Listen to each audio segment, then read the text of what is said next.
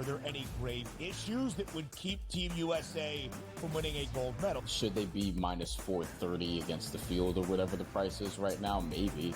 But am I looking at, hey, Europe as a continent to win the Olympics at plus 500 as an interesting bet? Yeah, because one, they have 5 teams in the Olympics out of the 12.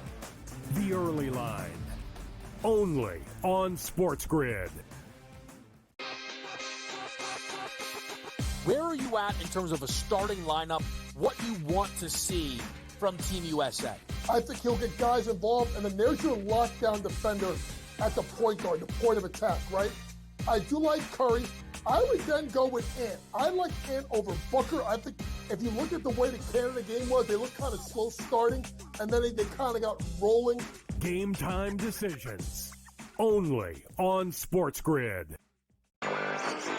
He talked about Major League Baseball and its rule, or actually its relationship with sports betting and gambling. Integrity is the foremost concern, and a lot of people are questioning that given all the scandals, right? There's Mercano, there's Pat Hoberg, one of the best umpires in MLB, suspended right now. We don't exactly know what he did, but he's been disciplined, and he hasn't umpired a game this year. Newswire, only on SportsGrid.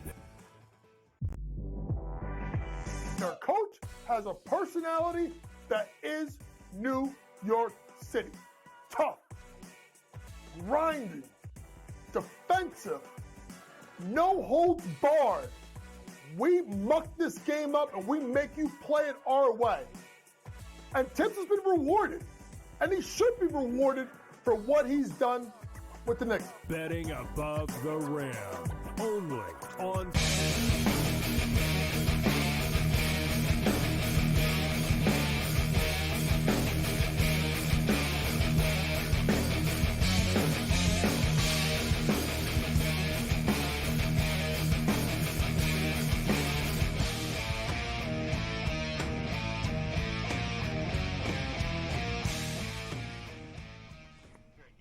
Let's roll. This is SportsRage. I am Gabriel Morency, the picks, the players, the hustlers, the people, the buzz, and everybody else in between. Let's do this thing. The Twisted Tuesday has begun. We've got a ton of stuff to unpack as the Olympics are in to the home stretch right now. It was a wild day of action today in Paris, France. But let's start off on the diamond right now. We've got a no-hitter going on. Framber Valdez and the Houston Astros lead the Rangers 2-0. Valdez, of course, threw a no-hitter last year, and Valdez has been part of some of these combined team no-hitters that the Astros seemingly always have a couple of times a year, it feels like. But tonight, it's all Valdez. Still some baseball left in this baseball game right now, but we'll track the situation in the Lone Star State. We've got Major League Baseball going off the board in Chavez Ravine, SoCal, the Los Angeles Dodgers, Clayton Kershaw on the hill. Christian Sanchez goes for the Philadelphia Phillies. Kershaw's only pitched twice since he's come back from injury this year. He looked good in his first start against San Francisco. He got lit up in his second start against San Diego. Sanchez has been pretty much lit up.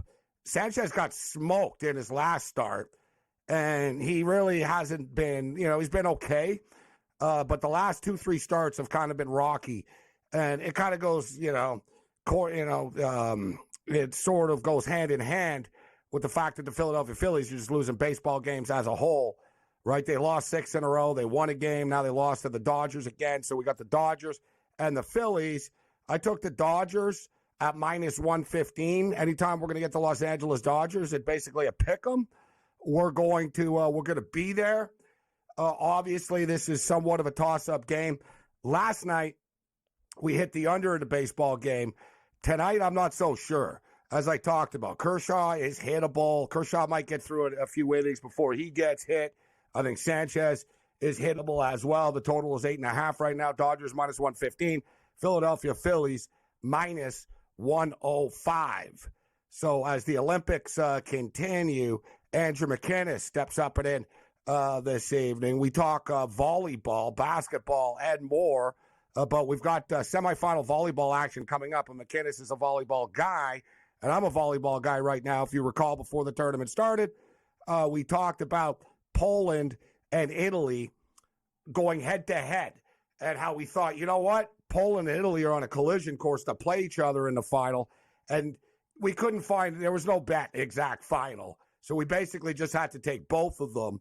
But we've got one of them at plus, we got Italy at plus 550 and Poland at plus 400, and Italy and Poland are both in the semifinals in different sides of the bracket, so they could end up playing each other still, which would be pretty cool. Remember, we gave it a beach volleyball parlay as well. Both teams still alive as it's getting real. And it's also getting real as far as the gold medal bets that we placed. So congratulations to Canada. And let's be real. We judge whether a team is successful or not by point spreads, by total medal counts. That's the way that this thing works. And Canada, their over-under was 5.5 gold medals. They're at 6 right now. They've exceeded expectations, or they've met expectations, which is a positive thing if you're the Canadian program. And you still have a couple of days left in which maybe you can add a couple of more medals. Canada could win in women's shot put and men's breaking, and who knows, maybe one of these canoe races or something like that. So Canada, that bet is home. We placed 4 country bets before the Olympics started. We took Canada over 5.5. We took China over 33.5, France over 26.5, and the United States over 39.5. France are not going to get there. France are underachieving as far as gold medals are concerned. They're stuck at 13, 14 right now. It's just not enough. There's not enough events that they're going to be able to win to get me to 27 in the next couple of days, so that's going to be a loss. China is projected right now on pace for 35. Yeah, we've got over 33.5, so obviously there's not a lot of margin for error. And the United States doesn't really feel like it, but the United States has been underachieving as far as gold medals are concerned, right? They were off the pace. They were stuck at 13, then they were stuck at 16. But the medals are starting to rack up. And for us to hit, and for the United States to go over to 39.5, they're going to need to win a couple of events that we didn't expect them to win in. And it happened today.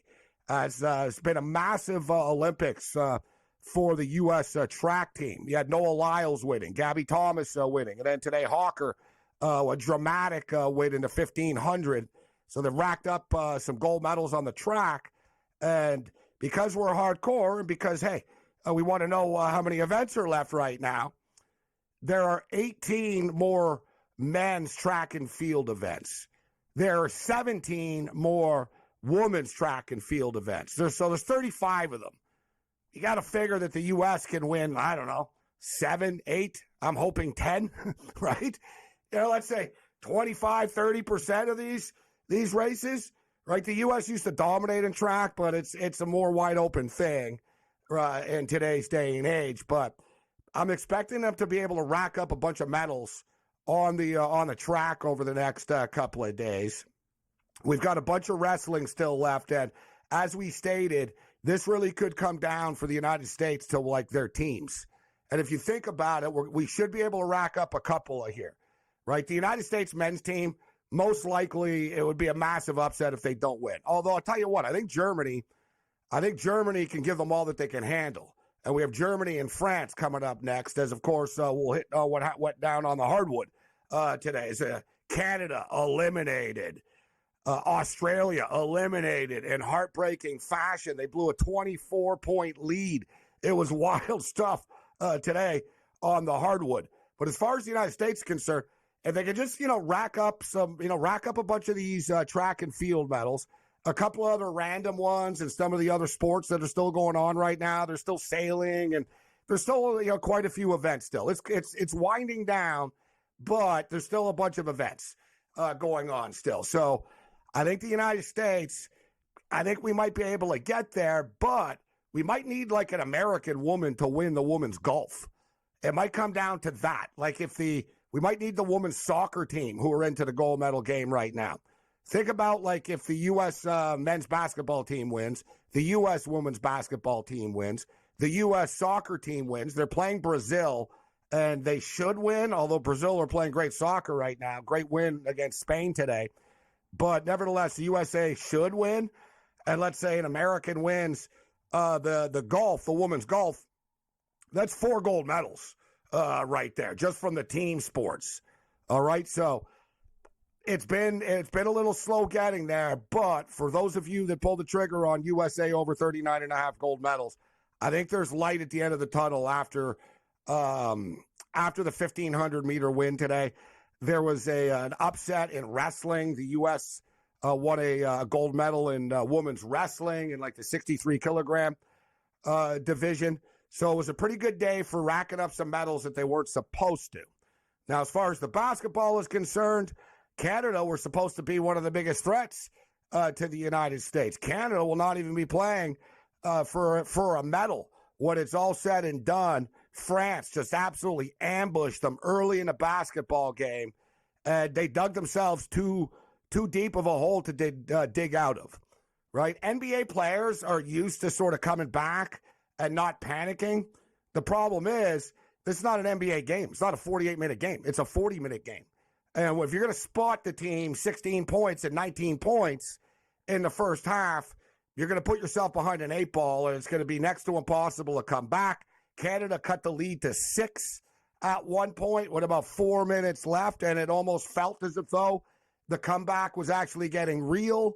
But when it was all said and done, Canada just did not have enough. And give credit to the French team, who bounced back in a big-time way after getting punched in the mouth by the Germans.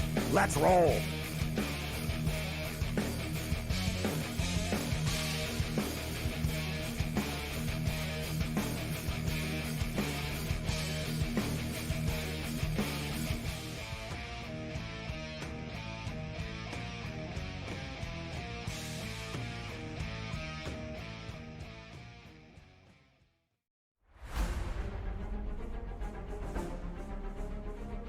Recently, I feel like I'm not doing anything wrong. I'm not making bad swings. I don't feel like I'm making terrible decisions, and just had got a little bit of a streak of bad luck on par 5s. Didn't birdie any of them at the Open, didn't birdie any of them today. It's just, and I didn't feel like I did anything terribly wrong, right? But that's just golf. It happens. What's done is done, and this week is the most important week of the year right now. If he lands it pin high, he's going to be off over the pin position and leave himself a tough putt there. That should bite now. He didn't like it by the looks of it, but he'll love it when he sees it. Just got this before that bunker. Put himself in a good position. Just a tiny little baby fade, ideally placed to tie the lead at 16.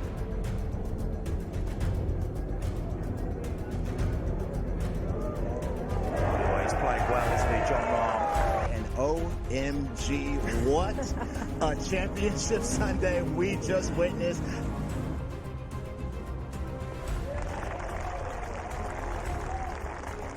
Win, right? Selfishly, you always want to get that done, but you don't want to see a teammate and a good friend missing a putt for that happening for me. The Live Golf League delivers every single event, doesn't it? I mean, what an incredible finish there. You know what, Tyrrell Hatton, I feel for him. He's been playing beautiful golf. In fact, since Miami, he's been the best player in our league based on the strokes gained metric. I'm really happy that I had my first Live Golf win. Now that Kelly and the kids are watching, just knowing that I'm bringing the trophy home for them, it feels good to say that it's coming home.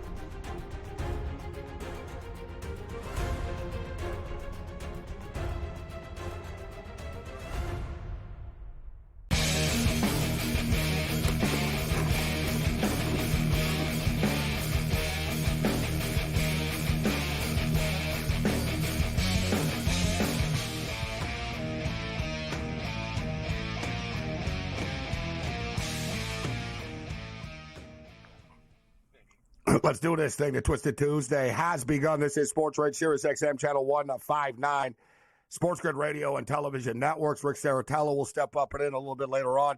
Dave Delano in the house with us. We're waiting on McKinnis. Cam Stewart will throw it down. We've got a lot of Olympic talk, some NFL talk. The preseason set to begin for real.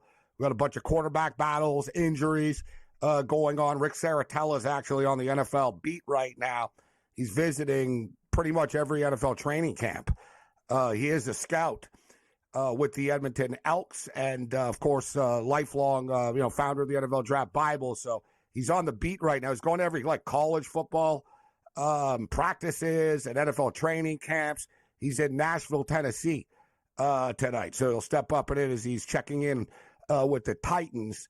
But as far as the baseball is concerned, Framber Valdez still has the no-hitter going on right now. He is up to 93 pitches. We're going to be going into the ninth inning.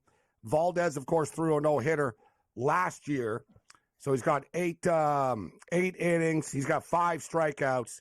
He's 1 walk away from a perfect game. He's only walked 1 runner, which, listen, it's been an incredible accomplishment to rack up another no-hitter, as he had one last year in August. And I believe he was part of one of those combined no-hitters. There's been a couple of times where they pulled him, and he's been dominant. He's always been one of the more underrated pitchers in baseball, but he's getting it done tonight. We'll see if he's able to finish this off. We've got the Dodgers and the Phillies as the lone late-night game of the night. Sanchez and Clayton Kershaw on the hill. Cam Stewart steps up and in. Cam, Phillies and Dodgers tonight. I say it every night on the show. Anytime I'm going to be able to get the Los Angeles Dodgers to pick them, there's no way I'm not going to take it. Kershaw's been he's pitched twice since he's come back. He got hit by San Diego. He looked good against San Francisco. Sanchez, who's pitching for the Phillies tonight, got absolutely torched in his last start. And he's kind of been hit in his last 3-4 starts, actually. So I think there could be some runs on the board tonight, but I'm on the Dodgers. Who do you have in this game? I don't want to be that guy. I actually took the Phillies, but I've been riding the Dodgers the last time with you, but I kind of like them in a bounce-back spot. I totally agree with you with the runs. I think maybe we can get some runs in this game. I just think Sanchez will have a good game tonight, but you're right. He hasn't been very good. Clayton Kershaw has, but it's just one of those vibe plays, Morency. I kind of like Philly in the bounce-back spot after losing to the Dodgers. As crazy as it sounds, Oakland, the under in the Oakland game, I know they were laying $2. Oakland was with Stripling, and I got a weird feeling Chicago hangs around with them tonight, but that never ends well. These guys have lost, 20 in a row? Or I don't know. I got a weird feeling. 21, yeah. I got a feeling the White Sox win tonight, but I must be so rattled after that Canada game. A clean blackjack for the Chicago White Sox. But as far as the Phillies are concerned, for me, this is just a baseball team they're in a free fall. They've lost 7 of their last 8 baseball games. They've been struggling for a couple of weeks right now. And the market tonight, it is what it is because of the lack of trust in Clayton Kershaw. Point blank. The market, the public doesn't trust him in the same way that they used to. I remember in the old days, Kershaw used to be a minus 350, 400 favorite all the time.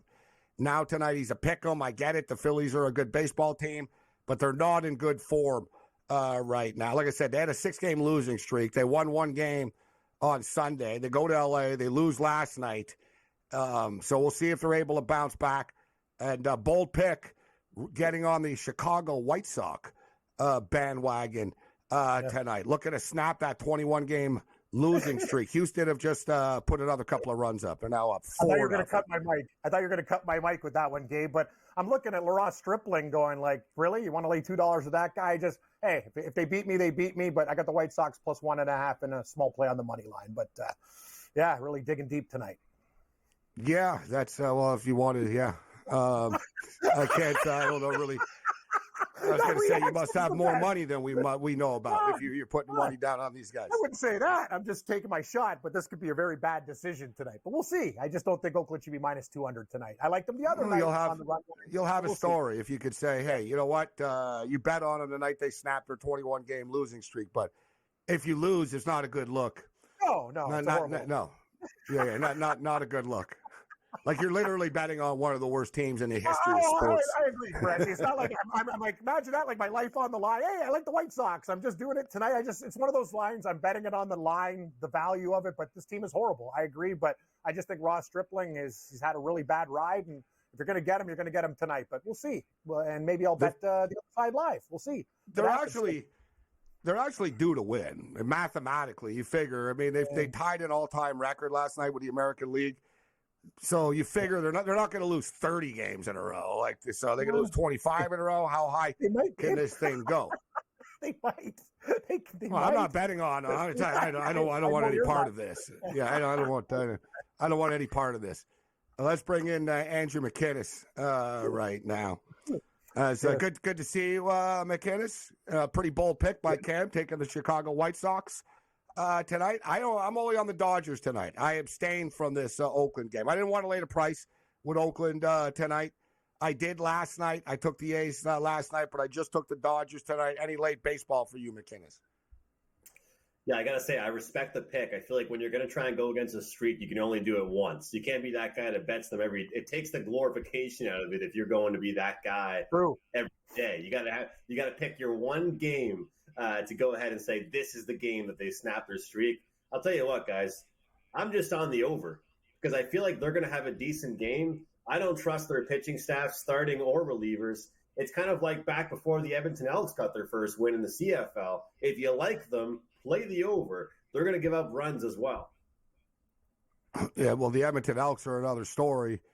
I guess you could say they're a little bit like the Chicago White Sox, but the Elks are a play-on team right now. They were a play-on team this past weekend. And I was going to say, if you like them, take them on the money line as they ended up winning the football game. But we'll get back to the CFL after. So the Astros up 4-0. All right, here we go. We're going to the bottom of the ninth inning right now. So we'll see if Valdez is able to finish this off. Seems like even Ranger fans, this is what happens. Like people, like I said, people go to baseball games hoping that one day they see a no-hitter. They are still like rare. So even the Ranger fans are like into this right now.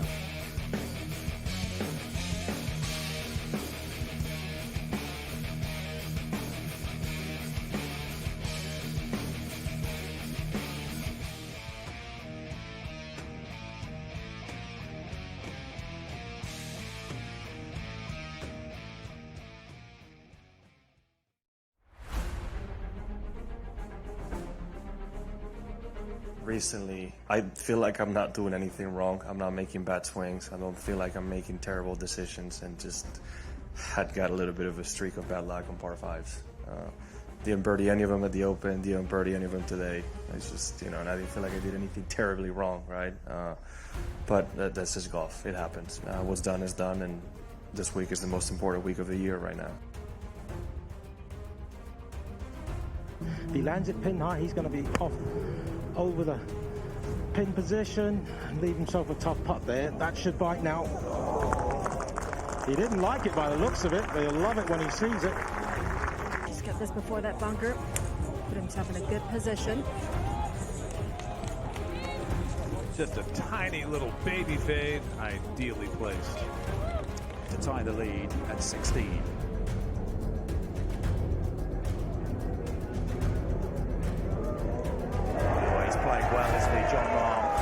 OMG, what a championship Sunday we just witnessed.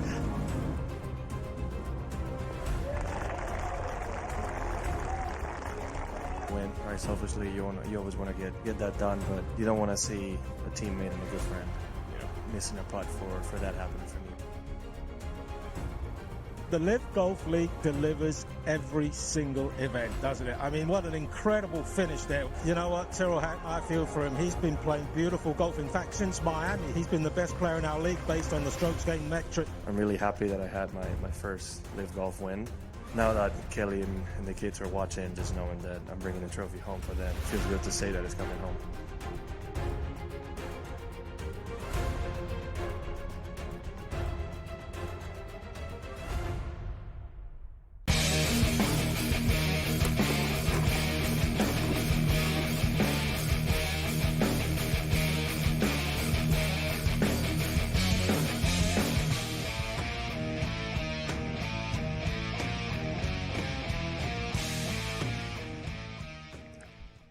Let's roll. This is SportsRage. I'm Gabriel Morency, the pits, the players, the hustlers, the people that bust them, and everybody else in between. Framber Valdez gunning for the no-hitter right now in the ninth inning. So we'll keep our eye on this. He's super close, threw a no-hitter last year, so I get the feeling he will pull it off. I don't think he's going to choke here under the pressure. I hope he does pull it off for his sake and the fans at the game tonight's sake.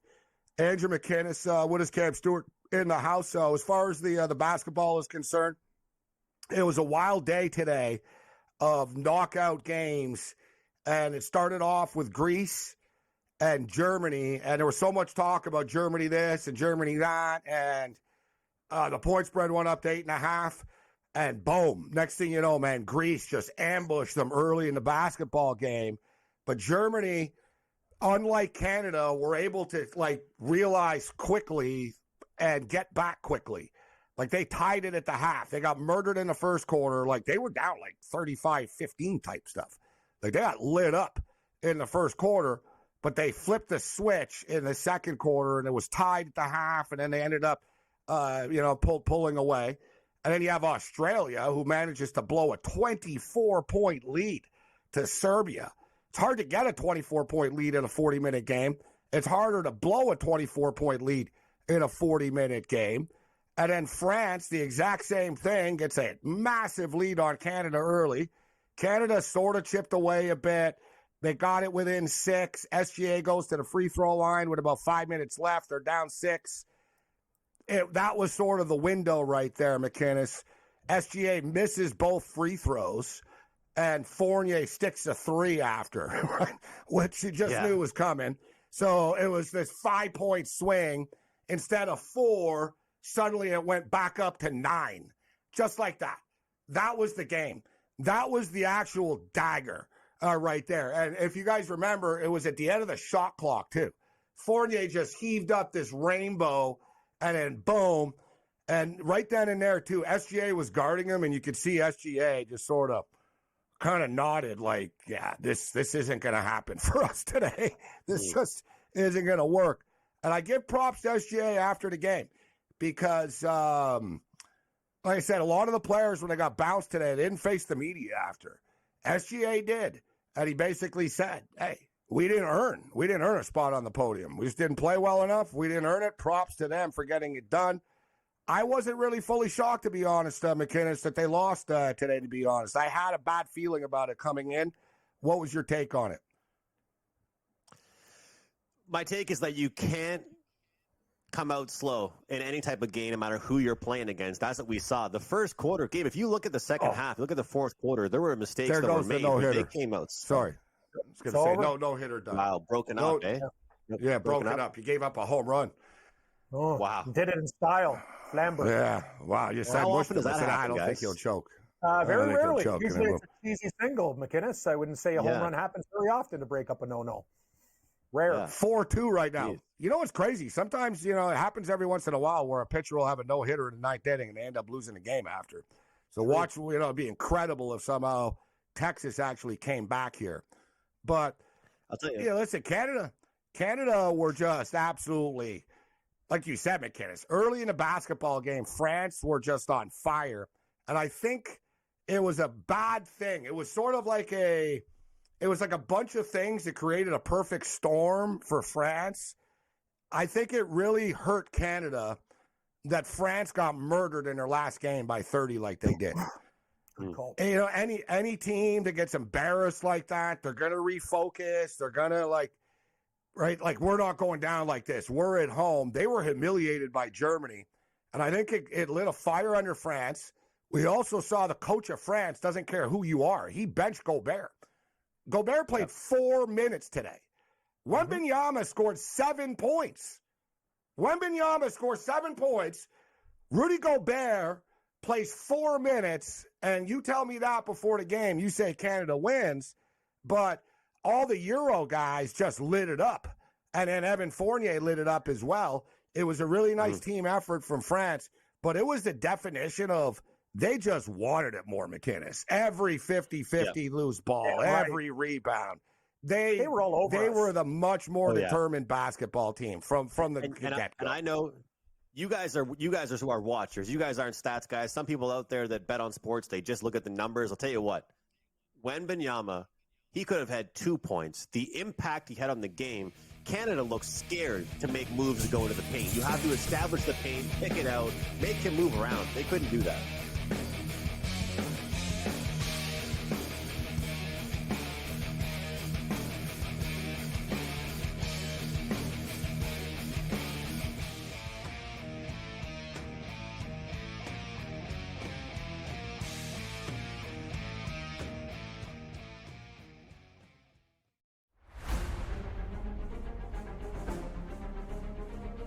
recently, I feel like I'm not doing anything wrong. I'm not making bad swings. I don't feel like I'm making terrible decisions, and just had got a little bit of a streak of bad luck on par fives.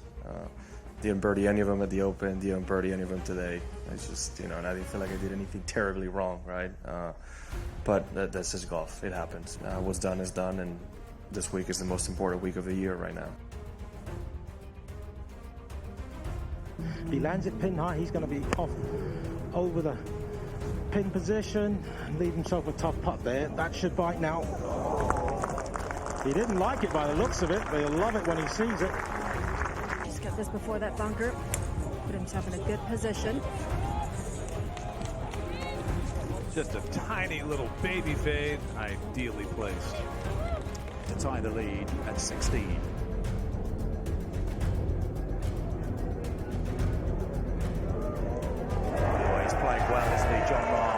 And OMG, what a championship Sunday we just witnessed.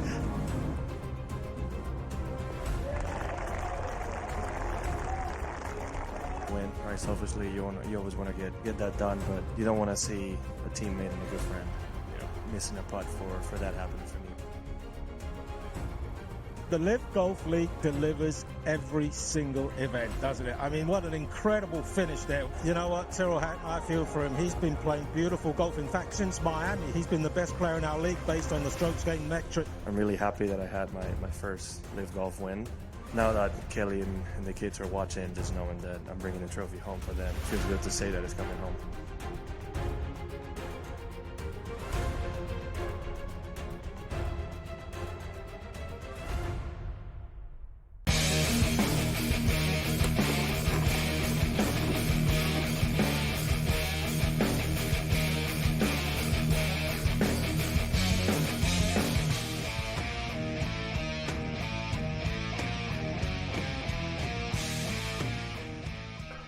This is SportsRage. I am Morency. So there's a lot of things we could say about Team Canada and their performance in the Olympics. It was no doubt. The Canadian media often has a way of sugarcoating things and going in the right direction. Next time is going to be their time. Let's be real. We all circled this as our time, so to speak. Now, it doesn't mean there won't be a competitive team in 2028, but you can't deny it. Everybody thought that Canada was going to at least, be a top three team and medal, and they thought they were the number one threat. But that's kind of short-sightedness a little bit. And McInnes, you brought it up. The over-respect for the NBA players, right? Mm-hmm. Just because you got a bunch of NBA players doesn't mean you're going to win in these. And you're noticing, like, Germany's a good mix of NBA players and EuroLeague players. France is a mix of NBA players and EuroLeague players. And they seem to know their roles more. They play. Sometimes having too much depth is a problem, I think. But you look at Canada in this tournament, guys, they were never that good. I mean, they were late 7.5 points against Greece. They won by 7. They were 5.5-point favorites against Australia. They won by like 9. The game was close all game.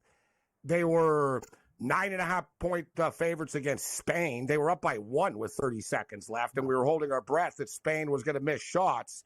And I said earlier, I think it really motivated France that they got humiliated in their last game, and I think it also made Canada overconfident a little bit. I think Canada actually thought that, you know what, France aren't as good. They're struggling. They just got drilled. We'll be able to beat them. And the whole thing, too, you got 20,000. They moved arenas now, right? So they were in a different arena. The other one was a little bit bigger, but there was 20,000 plus in there today. And the referees got caught up in it. It was tough. Like, that was the definition of a road game. The refereeing was terrible, and they screwed Canada a million times. But I'm not using it as an excuse. And I'm not raging in the sense I'm disappointed. It's upsetting. But number one, these guys just gave up 2 months of their off season, basically. Okay. They're going to be right back in camp, like before they know it. They don't get paid for this. Like any guy on Team Canada, it's not like Team Canada's like the team glamour or anything, right? Like the U.S. are staying in like yachts and stuff. Like Team Canada's basketball program doesn't have a ton of money. These guys do it out of a labor of love to try to build the program up. I'm not going to call them out for it. It was a disappointing result, but I can't, like, it's not pro sports. If it was pro sports, we could rip all these players and say they didn't do this and they didn't do that. Whatever. They're playing for free. They played for their country. They fell short. It is what it is. And I'll be honest with you guys, they weren't going to beat Germany in the next game, even if they got through this somehow. Great call, Morency. So the I disappointment happens now, whatever. They weren't one of the better teams. It is what it is. They weren't as good. Great call by you, Morency. I think people, you know what? Everybody's got their graphs and their charts and whatever, but you brought up the best thing, and I talk about this all the time. Beware of the humiliated team and the wounded animal. And that's the whole thing. When you get beat up in a game, if you have any type of pride, especially when you're a host country in the tournament, you saw the way, and that's why France, when they came out early, they punched Canada in the face right off the top. Guys are jumping all over them. They got no space. They can't do anything. It's like, bring it on, man. It's like a street fight. We talk about it when a team like loses big in hockey. I love taking them the next game because you know what? You got any pride, you're going to step up. Oh, yeah, it's like a playoff game, Cam. The team lost 8-1 in. And so the next game, they're going to be all fired up. And that's what happened. And also, good point. If you're Canada, you had to have known this because the French people can get negative fast, right? They would have turned on the team if Canada could have got a lead McInnes early. I tweeted that out early in the game. I said, oh, God, they're letting the crowd get into this more. And the crowd just started like getting louder and louder and more into it with every dunk and every three-point shot that they made. And it was like, all right, this is just like, you know, I know they cut it to 6, but I never believed we were coming back, honestly. Like, I never took them in game. I was like, this is not going to be good. I had a bad feeling about it. I don't know. I just did. The thing is, it's all about the paint to me. And I'll die on this hill, Gabe. It doesn't matter if you know that you have the disadvantage in the paint. You have to get the touches in there. And I'm going to bring something up about the NBA. You look at Jamal Murray. Look, I'm Canadian, love the player. But look at who he has working with him for the high-low game. MVP, Nikola Jokic, right? So who gets freed up to have that space when they're running the high pick and rolls, when they're running the plays off the elbow? Yeah, you saw he couldn't create it for himself. I mean, let's be honest. He's not the fastest guy in the room. So when he makes that little hesitation move he's got Jokic there as that potential dump-off. So if they don't establish the paint at all, then Jamal is not the same Jamal we're used to seeing, guys. I'd be worried if I was the Denver Nuggets actually moving forward. It seems to me that Murray is just sort of aged a couple of years, like overnight type of deal. Like the constant knee problems are catching up. I know, like a lot of people thought, you know what I mean? He actually told the Denver, the famous story. He was like, I don't even know if they might cut me. I don't even know if I'm going to be able to come back from my knee surgery the last time. And he came back, he ended up winning an NBA championship. And it's just sort of this aggravating thing. That's why I'm not going to call him out. But let's be real. In hindsight, it might have been better off that he didn't play because he was never 100%. You could tell, like, he couldn't take it to the rack. And you said it, McInnes. I don't think it was by ego or selfishness that he kept on settling for the jumpers. I don't think he had it in him. I don't think he had the legs to actually say, you know what, because he's usually pretty good at that. If he, you know what I mean? Look how he beat the Lakers in the playoff. Like his little floater and stuff. He didn't have confidence in it. And I just saw that this guy's not close to 100%. And like I said, I don't want to take shots at people, but we're going to have to get a new coach. Like, it wasn't great. That wasn't exactly a coaching clinic by Jordy Fernandez in this tournament. You know what, Gabe?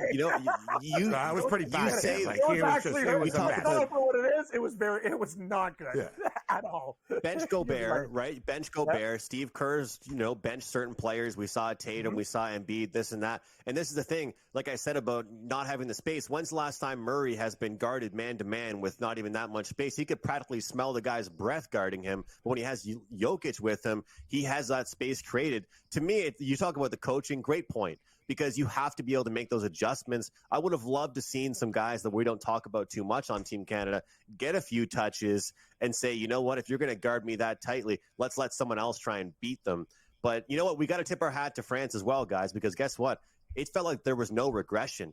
I try and look for regression in every sport, whether it's in-game, whether it's a full season picture. Hell, that's half my handicapping in a lot of sports is this team's about to get going. This team's about to veer off. Same thing in-game betting.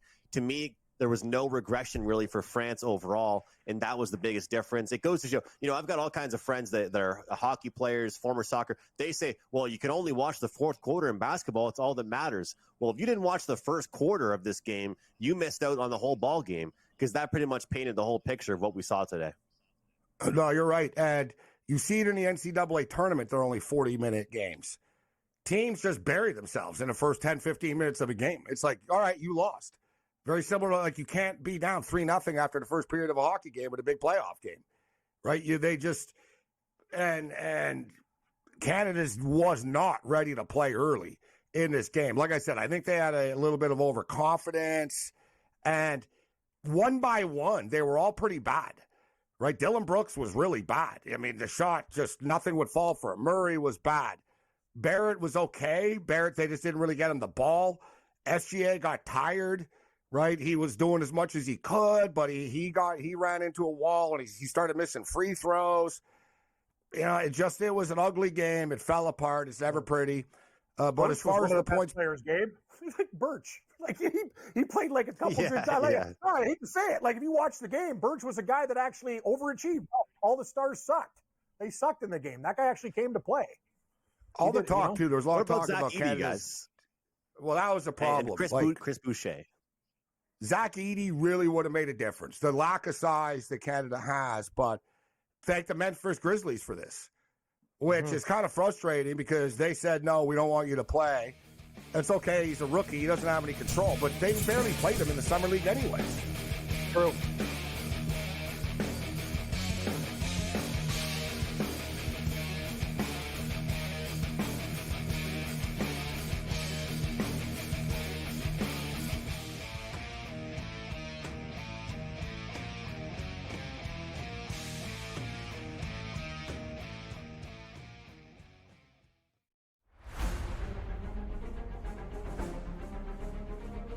Recently, I feel like I'm not doing anything wrong. I'm not making bad swings. I don't feel like I'm making terrible decisions, and just had got a little bit of a streak of bad luck on par fives. Didn't birdie any of them at the Open, didn't birdie any of them today. It's just, and I didn't feel like I did anything terribly wrong, right? But that's just golf. It happens. What's done is done, and this week is the most important week of the year right now. If he lands it pin high, he's going to be off over the pin position and leave himself a tough putt there. That should bite now. He didn't like it by the looks of it, but he'll love it when he sees it. He's got this before that bunker. Put himself in a good position. Just a tiny little baby fade, ideally placed to tie the lead at 16.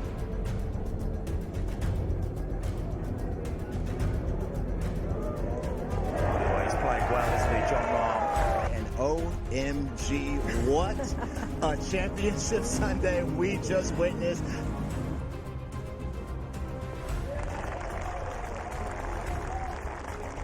Win, right? Selfishly, you always want to get that done, but you don't want to see a teammate and a good friend missing a putt for that happening for me. The Live Golf League delivers every single event, doesn't it? I mean, what an incredible finish there. You know what, Tyrrell Hatton, I feel for him. He's been playing beautiful golf. In fact, since Miami, he's been the best player in our league based on the strokes gained metric. I'm really happy that I had my first Live Golf win. Now that Kelly and the kids are watching, just knowing that I'm bringing the trophy home for them, it feels good to say that it's coming home.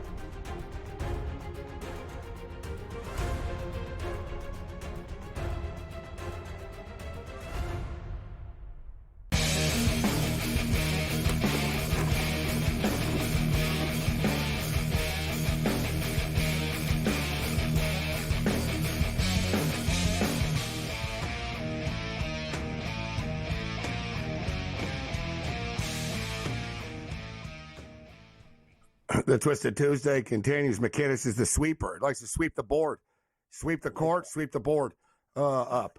Throwing it down with us on a Twisted Tuesday. So Germany are 4.5-point favorites against France. So the odds makers are giving France respect, despite the fact that Germany beat them pretty good in the round robin.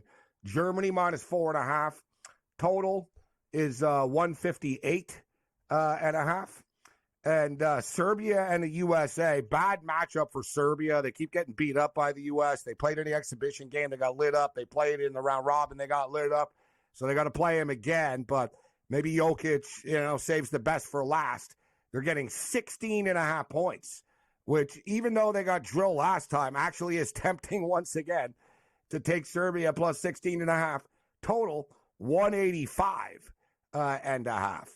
So there's the point spreads for the basketball. These games are at Thursday, 11:30 Eastern time, and 3 o'clock Eastern time. Down to the Final Four. All right, let's get to some volleyball. If you remember, McInnes was with us before the Olympics started. We talked about men's volleyball and McInnes. We talked about Italy and Poland being the two countries to beat and being like potentially on a collision course if the bracket worked out perfectly, and it has worked out perfectly. And I never like I don't like hedging and taking a bet that I know is automatically going to lose against another bet, but I did in this instance, and we said, listen, we'll just take them both.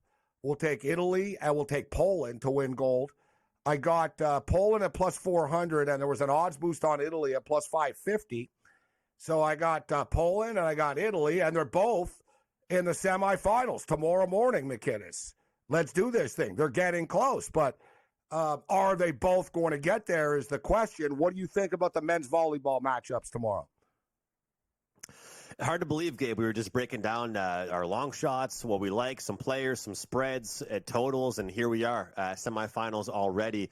What I'm going to say here, Gabe, I'm going to stick with the chalk, but I'm going to say this. I think the number we're getting on Poland is to do a lot of with respect that's been given to USA and the pathway they've taken and what they've done to get to where they are. They've won some games in dramatic fashion. They've fallen down in some sets late in matches, and they've been able to come back. They've been able to get some key blocks. They've been able to get some good serving runs. Shout out to their libero. He is a huge part of that team. He keeps a lot of rallies alive. But to me, it's just the power of Poland. To me, whether it's late in the set or whether it's early in the set, they have the finishers. They have the killers. I understand USA is here because they can extend rallies. The thing with Poland, they might receive the ball, and in that one play, they're going to end the rally. So to me, that makes the difference. They don't fatigue themselves. They don't have to work as hard to get their points. And so, guys, I think that right now, what we're seeing for the current money line price on Team Poland against USA, it might sound like, hey, Andrew's coming here and talking about the favorite. I'm telling you guys, we're getting a discounted price here based on the way USA has looked. So I tip my hat. Hats off to them. They've played well. This team overall has utilized their guys. They've gone into the bench a little bit, but Poland is going to win the gold. I think I'm on Italy. I like that number, but I just think that Poland right now is on an absolute collision course to get the job done. You know what, though? They made Italy the favorite now. They've swung, right? So Poland pays a better price than Italy to win it all. Now, we already have it. So there's no going back, but I like Poland. They're minus 150 against the USA, just in a straight matchup on the money line here tomorrow. As you stated, McInnes, I've watched, since I have money on Poland and Italy, I've been watching this stuff, and Poland are just vicious, like you said. They're not into rallies. These guys just spike the ball at your head, like literally and figuratively, like just violently. Like I even tweeted about it. Like the guys on Brazil were like ducking for their life and stuff. Brazil were like trying to like keep the ball alive.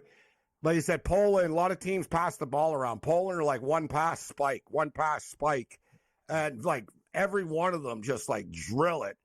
Nice run by the USA, but I agree. So listen, I'm on Poland. And the other one, Italy and France. Italy are minus 175. France playing obviously at home, so they're going to have that charge there. Potential upset here, more sets. What do you think about this match here between Italy and France?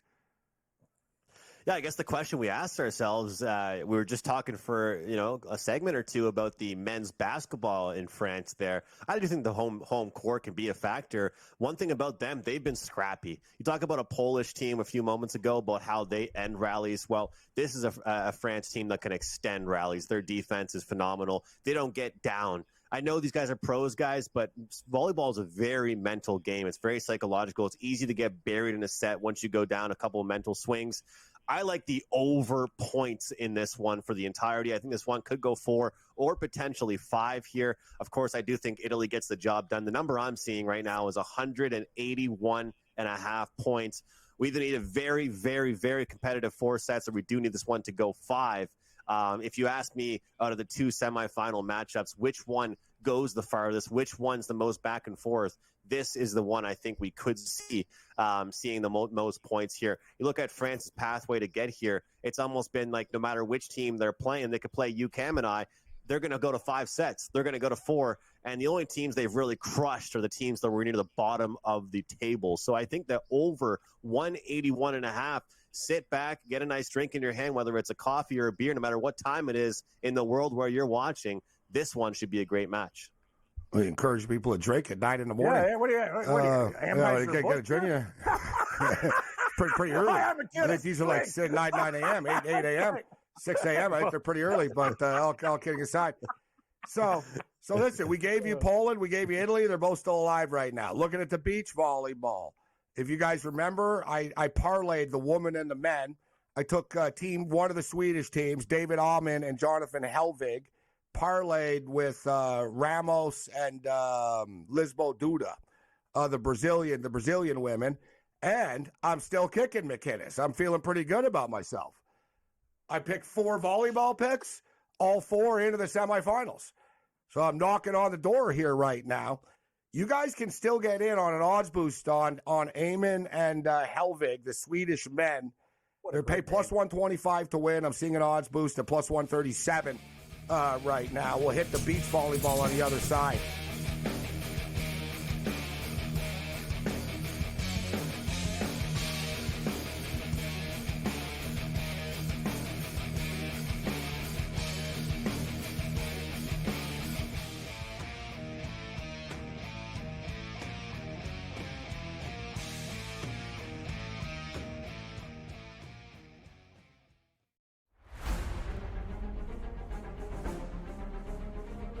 Recently, I feel like I'm not doing anything wrong. I'm not making bad swings. I don't feel like I'm making terrible decisions, and just had got a little bit of a streak of bad luck on par 5s. Didn't birdie any of them at the Open, didn't birdie any of them today. It's just, and I didn't feel like I did anything terribly wrong, right? But that's just golf. It happens. What's done is done, and this week is the most important week of the year right now. If he lands it pin high, he's going to be off over the pin position and leave himself a tough putt there. That should bite now. He didn't like it by the looks of it, but he'll love it when he sees it. Just got this before that bunker. Put himself in a good position. Just a tiny little baby fade, ideally placed to tie the lead at 16.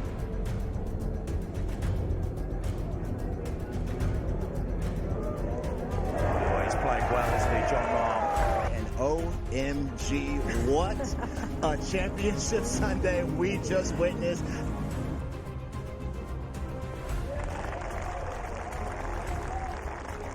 Win, right? Selfishly, you always want to get that done, but you don't want to see a teammate and a good friend, missing a putt for that happening for me. The Live Golf League delivers every single event, doesn't it? I mean, what an incredible finish there. You know what, Tyrrell Hatton, I feel for him. He's been playing beautiful golf. In fact, since Miami, he's been the best player in our league based on the strokes gained metric. I'm really happy that I had my first Live Golf win. Now that Kelly and the kids are watching, just knowing that I'm bringing the trophy home for them, it feels good to say that it's coming home.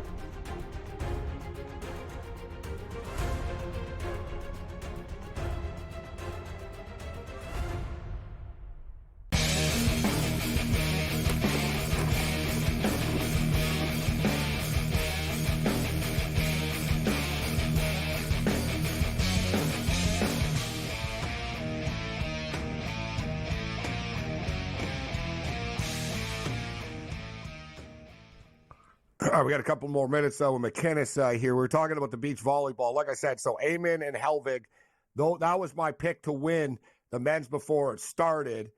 We're down to the final 6 teams right now. One thing I like about the beach volleyball is, too, if you lose once, you're not eliminated. Like they play so much. It's like, all right, we're up again, and you can't. It's sort of like you get another crack at it. We were talking about the 3-on-3 basketball, like overtime, 1st to 2. It's a little ridiculous. Like, can we at least go to 5? It's a little excessive. But I do like Eamon and Helvig to win the men. But you brought up the Canadian women, and they're still in this thing. And I think they got a puncher's chance, actually. So like I said, guys, I'm on Ana Silva Ramos and Eduardo Santos Lisboa Duda to win. They're minus 125 right now. But Melissa Humana Paredes and Brandy Wilkerson plus 800, McInnes. Not a bad number. Like, they've got a puncher's chance. We've seen that they can, these beach volleyball games are all super close too, bro. They're all 21-19 and stuff. They've got a puncher's chance. At plus 800, they could get into the gold medal match, man. And then I could have both of them, actually. Well, Gabe, I think if you already have the other side, you might as well jump in on that price. They're going to win that match. Whether or not they win minus 1.5 sets or not is the big question in that one here. I know this sounds funny because all these guys have probably been playing together for a long time anyway. One thing I can say about Humana Paredes and her partner, they've been together for a long time. And when you've got that chemistry and you've played in some tough matches, you've played in gold medal matches before at different levels, it's good to know you've been with the same person for a long time. To me, that's a really good head-to-head collision course. If you already have that future bet, you might as well jump in on it. I actually wouldn't mind taking that one to go to set 3. If anyone can find some props on that one. I don't know if we're seeing props on I guess you would just bet plus 1.5, which we're seeing minus 120 on the other side there. So that's probably what I would look at. Even though I'm Canadian and I think they're going to do well, I think that one could go 3, and you're seeing minus 1.5 at minus 115, plus 1.5 there for Mendoza and Marino. I think that one goes 3 sets, so that might be a good one. But I'm pumped up to watch the outdoor. And guys, I'll be honest, I tell you this all the time. When I do my play-by-play, I have way more fun doing the play-by-play for women's volleyball versus the men, and it's because the rallies are longer. It's more entertaining. It's more defensive volleyball. I mean, with some of the men's league, beach volleyball for men's isn't even really fun to watch. It's like one reception, one spike, and the rally's over for the most part. Andrew McInnes with us. McInnes, before we get you out of here, you're a Green Bay Packer fan. Green Bay Packers open up their preseason in Cleveland. Cleveland Browns are 2.5-point favorites. I've already started to dig into the NFL a bit, and this is one of the games that I actually do have circled. I think the Cleveland Browns have one of the best preseason quarterback rotations going, actually. They've got to get Deshaun Watson a little bit of playing time. He's never really gotten fully into sync. But the Cleveland Brown backup quarterbacks, Jameis Winston, Dorius Thompson-Robinson, and Tyler Huntley, all guys that have started and played in regular season games before. And, you and I remember last year, I told you to hang in there with Jordan Love. And I liked the Packers last year.